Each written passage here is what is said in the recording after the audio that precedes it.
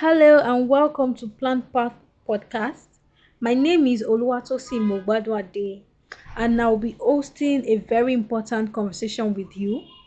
Well, I'm happy to announce to you that today is World Population Day and there's a serious matter to discuss because statistics have shown that we are now 7.84 billion people in the world. Wow, that's like an all-time high. We are the population in the world is increasing at a very alarming rate. World Population Day is is a celebration that seeks to highlight the importance of the urgency of population issues such as family planning, gender equality, poverty, maternal health, and human rights. Really, um, this celebration started in 1987, and as at that time there were 5 billion people in the world. This year's theme of World Population Day is the right and choices are the answer, whether baby boom or bust. The solution to shifting fertility lies in prioritizing the reproductive health of all people. Well, that seems like a mouthful. We're going to be talking about these issues in the light of COVID-19. In the light of COVID-19, that's like saying the impact of COVID-19 on fertility, on population. Okay, I would just like to highlight a couple of things to us because some of us may be thinking that how what's my business? Why with World Population Day? How does it have anything to do with me?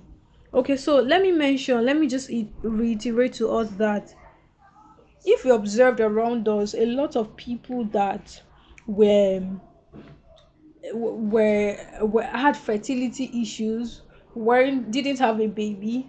A lot of people got pregnant during COVID period, and it is not a coincidence because COVID helped people to rest a lot, and that helped people's affected like increased people's chances of having children, having babies, and it was an amazing experience because a lot of people got answers to their prayers, like they were able to conceive, which is a very good thing. On the other hand, we also know that people in vulnerable communities people in vulnerable communities were not able to access a lot of health services because for example, women in rural areas could not go to hospitals. Imagine being pregnant during COVID period, and you couldn't go to the hospital, or maybe you were on a family planning before COVID, and you needed to maybe take another shot, get medications, and because of the lockdown, you couldn't go out. COVID-19 has really affected our population in this sense, and also there were a lot of programs that were going on in communities where people weren't doing family planning. People were in communities where there was poverty, maternal health was poor, and human rights in families were not attended to properly. Maybe consent as regards getting married early, no child marriage. A lot of these programs that were happening in communities, they were interrupted because of COVID, and of course it's like we're now going back to the issues we were trying to avoid. They are now back. We have those issues fresh at hand. Another thing to also note is that gender-based violence has increased globally on a global scale, and it's it's it is it is literally an epidemic along with the COVID-19 pandemic because you see more child marriages taking place because people you won't even you're not coming out, so you'll be able to even see the child. And the police the governments in the world have a lot of things to handle at this time, and there's more of female genital mutilation in some places as well. Let's also note that increase that the way population has increased because of the unavailability of all these precautionary measures like family planning, like we said, condoms and all of that. um the increase in population because of all of these as as it's not just an issue in Africa. It is also an issue in even advanced countries in the world. And let's not forget, of course, as we are popping the babies as we are popping out the babies everywhere, let's not forget the fact that there is also the agricultural effect of COVID-19 on food production. So there are maybe lesser foods because people weren't able to farm last year. The availability of food isn't much, and then because we have so less food and a lot of people, in fact now more people, because the population is increasing, going after the food available, there's inflation. And of course we know that inflation rate in Nigeria and even in other parts of the world is really really on the high now.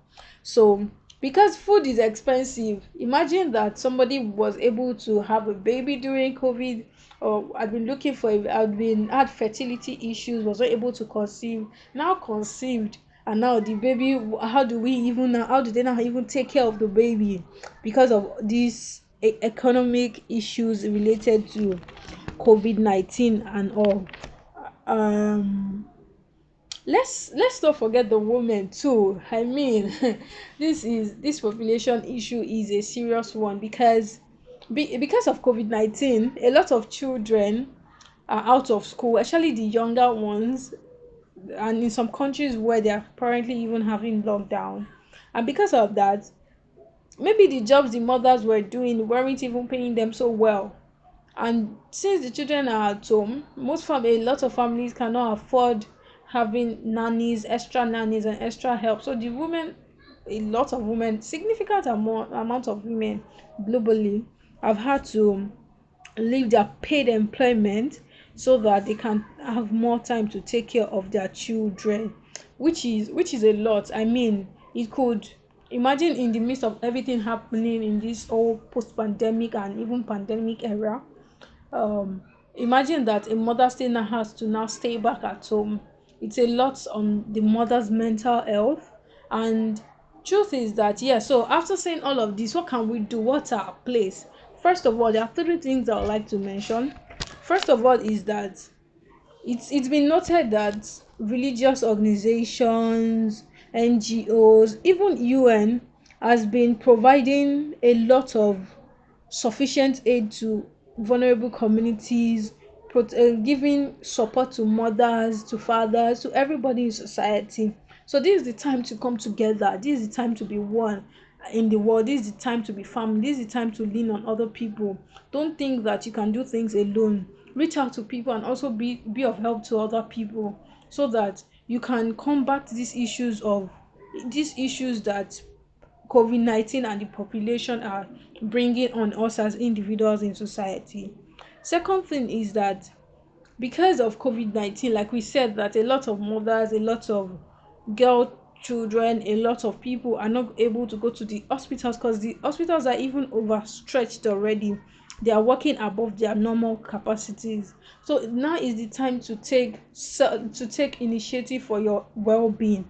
As a mother, as a father, as a young person, take initiative. Don't, because you may not have access. And even in Nigeria now and in a lot of other places, the variant of COVID-19, the has been discovered now. So that means that we don't even know the next thing that would happen. Yes, there are vaccines now, thank God for the vaccines, but truth is that the vaccines are not even available to even go around everybody in the population. So please take proper care of yourself, take responsibility for your well-being. Do not This is not the time to slack. Take care of yourself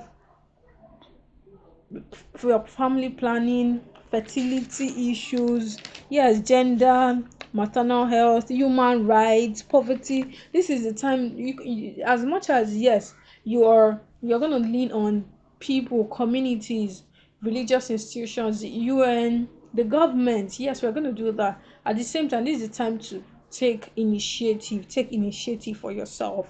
Then the third and final thing I would like to say is that reproductive health services it's an appeal to the government, really. It's an appeal to healthcare workers that special consideration should be given to people that need reproductive health services and population health services, population management services, like pregnant women that need care during pregnancy, childbirth should be more accessible. Even at this point, there should be priority given to them, because as much as there's COVID here, yes, there's COVID-19, we can't forget the place of the well-being of even people in the populace. Yes, population management at this point is very, very important. Thank you so much for listening to me. Thank you for listening to my conversation, to my rant, to my concerns about the population issues we are facing now. Happy World Population Day. Let's have your comments. Let's have your feedback about what you think about this, about your contributions as well. And let's know more topics you'd like us to discuss on this show. This is Plant Part Podcast again. My name is Mubado Adeoluwa Tosin. Have a lovely evening. Bye.